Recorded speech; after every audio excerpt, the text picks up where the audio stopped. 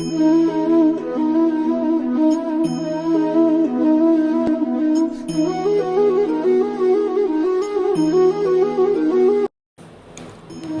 कृष्णा।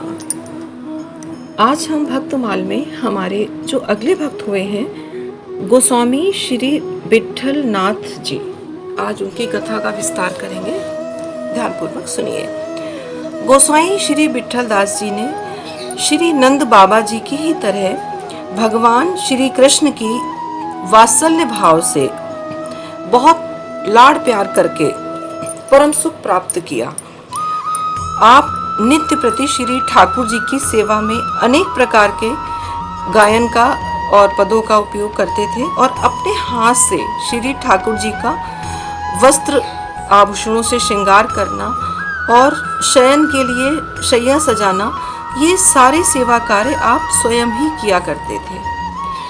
द्वापर युग में श्री गोकुल एवं श्री नंद जी के महल की जो शोभा थी, वैसे ही श्री विट्ठल नाथ जी के समय में श्री गोकुल एवं उनके भवन की थी।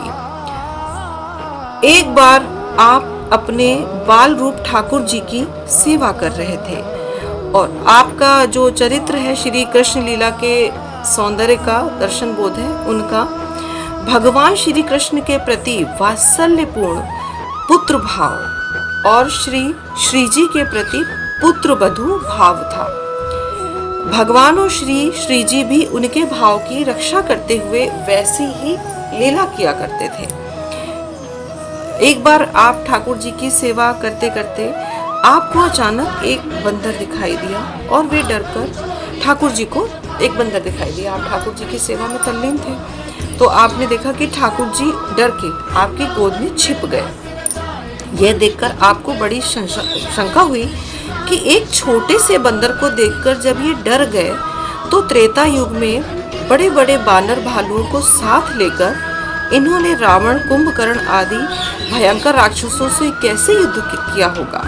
आपके संदेह को देखकर ठाकुर जी ने आपको स्वप्न में दर्शन दिया और कहा, गोसाई जी, आप तो मुझे अपना छोटा सा पुत्र मानते हैं, तो छोटा बालक तो बंदर को देखकर डर ही जाता है। गोसाई जी, आप तो मुझे अपना जब छोटा ही पुत्र मानते हैं और छोटा पुत्र तो अपने जब माता या पिता के पास होता है तो डर के वो क्या करता है, उनकी गोद में छिप जाता है। बालक की इस क्रिया से उन्हें बहुत आनंद आता था, अतः उसी आनंद की अनुभूति कराने के लिए मैं आपकी गोद में छिप गया था। रही त्रेता युग की बात, तो उस समय ऋषि मुनियों ने मुझे साक्षात ईश्वर समझा था। मेरा वह रूप असुर संहारक था, अतः मैंने उस समय वैसी लीला की थी। ठाकुर जी की इस कृपा पर आप गदगद हो गए। श्री जी की भी आप पर इसी प्रकार की कृपा थी। एक बार आपके घर एक चूड़ी पहनाने वाली आई। आपके 7 पुत्र और 7 पुत्र वधुएं थीं। आपने कहा कि सभी बहुओं को चूड़ी पहना दो और पैसे मुझसे ले लेना। आपका श्री ठाकुर जी में पुत्र भाव था, अतः श्री जी भी अपने आप को आपके पुत्र वधू ही मानती थी। इसीलिए जब आपकी 7 पुत्र वधुओं ने चूड़ी पहन ली तो श्री राधिका जी ने चूड़ी पहनने के लिए चूड़ियारिन के सामने अपने हाथों को बढ़ा दिया। सौंदर्य के सारे उपमान मिलकर भी जिन हाथों की उपमा नहीं दे सकते, उन्हें अपने सामने देखकर चूड़ी पहनाने वाली तो सहसा भाव विभोर हो उठी। कुछ देर बाद जब होश आया तो जैसे तैसे चूड़ी पहना पाई। इसके बाद जब चूड़ी पहनाने वाली आपसे पैसे मांगने आई तो आपकी स्थिति विचित्र हो गई। चूड़ी वाली कहती है कि मैंने 8 बहुओं को चूड़ी पहनाई है और आप कहते मेरे तो 7 ही पुत्र हैं, 8 पुत्र वधुएं कहाँ से आई, लेकिन थोड़े से पैसे के लिए क्या वाद विवाद करना। सोचकर आपने 8 के पैसे दे दिए।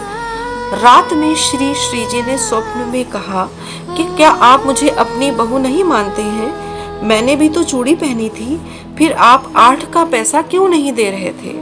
आप ही ने तो कहा था कि सब बहुओं को चूड़ी पहना दो, इसीलिए मैंने भी चूड़ी पहन ली। श्री जी के वचनों को सुनकर आप आनंद विभोर हो गए। इस प्रकार आपके बहुत चरित्र हैं जिनमें श्री ठाकुर जी तथा श्री श्री जी ने आपके वात्सल्य भाव को स्वीकार किया है।